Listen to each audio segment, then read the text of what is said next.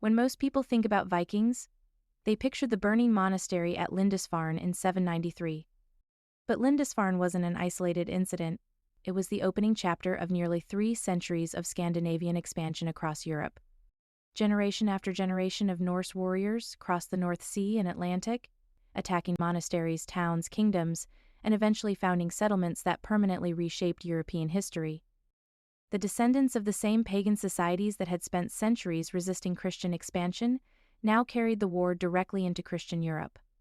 What began as seasonal raids evolved into organized military campaigns, permanent settlements, kingdoms, and dynasties. Entire regions would spend generations living under the constant threat of Viking attack. Today's episode explores where they struck, why they struck, and whether these campaigns should be understood as simple piracy or something much more complex. England became one of the Vikings' principal targets. Following Lindisfarne came repeated attacks on monasteries, villages, and coastal settlements. By the mid-800s, Viking strategy had evolved. Instead of simply raiding and leaving, enormous armies began wintering in England. In 865, what later chroniclers called the Great Heathen Army arrived. According to Norse tradition, its leaders included the sons of Ragnar Lodbrok, among them Ivar the Boneless, Halfdan, and Ubba. Whether every legendary detail is historically accurate remains debated, but contemporary records leave little doubt that massive Scandinavian armies were conquering Anglo-Saxon kingdoms. Northumbria fell, East Anglia fell, Mercia was forced into submission. The great city of York became the Viking kingdom of Jorvik. Only one major kingdom continued resisting, Wessex. Its young king, Alfred, would eventually earn the title Alfred the Great after halting Viking expansion and reorganizing England's defenses. Rather than eliminating the Vikings, Alfred negotiated boundaries that became known as the Danelaw, vast territories governed under Scandinavian law and custom. England had not merely survived Viking attacks. Large portions of it had become Viking. England was only one front. Ireland experienced repeated Viking assaults beginning in the late 8th century. Monasteries were attacked across the island, yet something unexpected happened. The Vikings did not simply plunder Ireland. They founded cities: Dublin, Waterford, Limerick, Wexford. Many of Ireland's largest modern cities began as Viking settlements. Meanwhile, across the English Channel, the Frankish kingdoms faced their own nightmare. Viking longships sailed up Europe's rivers like highways: the Seine, the Loire, the Rhine. No town near these waterways was truly safe. In 845, Viking forces famously reached Paris.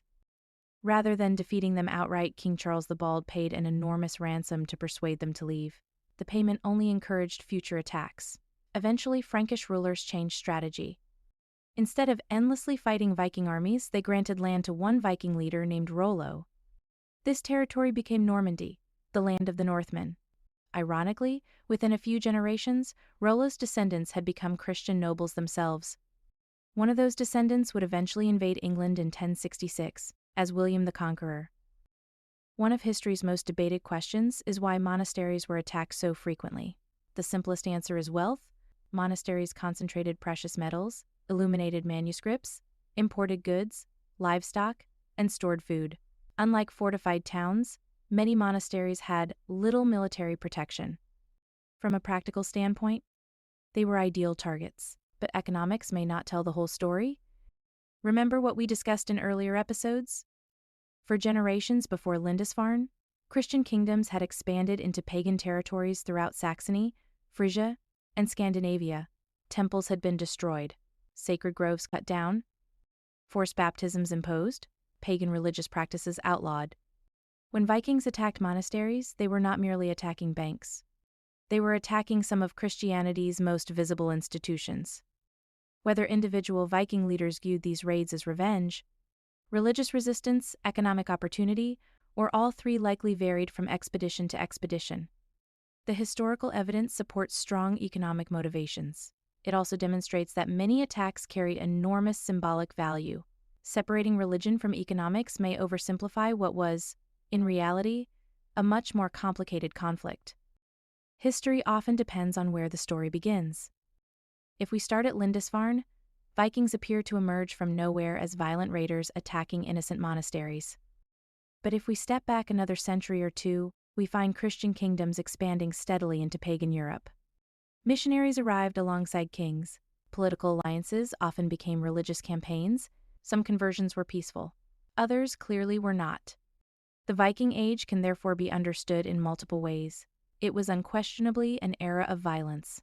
Thousands died. Communities were devastated.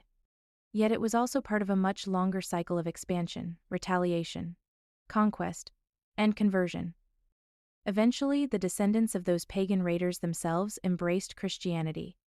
By the 11th century, Scandinavian kingdoms had become Christian monarchies, participating in the same European political order they had once attacked. The conflict came full circle. Understanding the Viking Age requires resisting simple narratives of heroes and villains.